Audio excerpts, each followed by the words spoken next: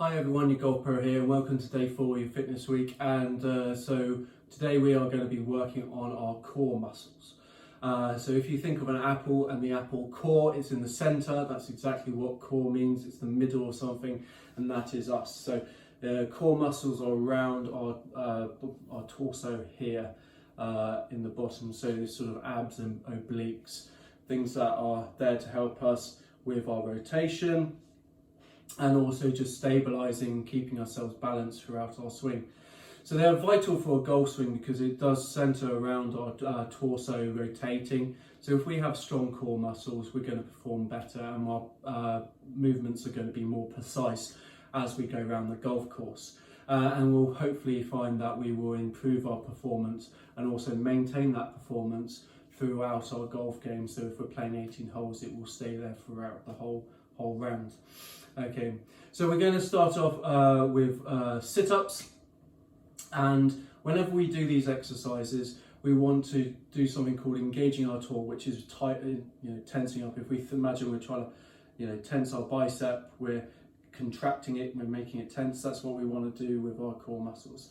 And whenever we do it, these exercises, we always want to do quality over quantity, so performing them well for each of the as we do these exercises, so we're actually targeting the right muscles and not causing injury or just doing exercise which isn't actually going to improve areas or even any area that we want to improve. When we talk about sets and reps, I think you should find how many reps you can do in a good quality, and then do so many sets of those, and maybe incorporate those into some of the other exercises that we've seen this week, like the squats or the glute exercises, or maybe I would put these 3 core exercises together. So we want to have them towards the end of the exercises to be really tough to do while maintaining good quality posture and position, so that we actually see an improvement. If you find after you've done so many reps that you can still do more and you're doing them well in good form, then keep going, add to it, and you'll see you'll build and build and build. Okay, so the first exercise I'm going to talk about is the sit-up. So this is a classic exercise. This is one that can be done kind of incorrectly by quite a lot of people unknowingly. So here we go. We've got my sofa here. I like to put my feet underneath, so it'll just give me a little bit of balance there. But if you've got an adult, they can hold your feet down for you. And we're going to sit back and lie down to start off with. Okay, so as we do this, we're going to start off nice and slow up to the top. And then when we go back, we don't really go back any further than this. Okay, we don't want to flop down and then launch ourselves up, because actually that's going to put pressure on our back and our shoulders rather than actually do anything with our core muscles. Okay, so we're here, we're going to go, and then we're going to full rotation at the top, back down, really feel that core working, bang, there we go, and rotate, there we go. And always remember to breathe through these exercises. Try to breathe out on the up and then breathe in on the down. Okay, so when we're using that core to bring it up and then rotate, try to breathe out as you do it. So don't hold your breath as you do these exercises. We want the oxygen that which keeps us alive. That helps is pumped around our body, keep ourselves active and working, so we want to keep breathing. Okay, so that's really important.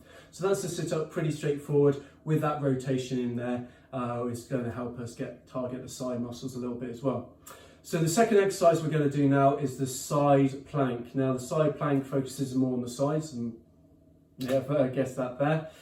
So when you start off, we can sort of start off with it, just sort of, we want to have our body nice and straight. You can start off on your knees and lift that up, and we want this in a nice straight line, so just start off from there.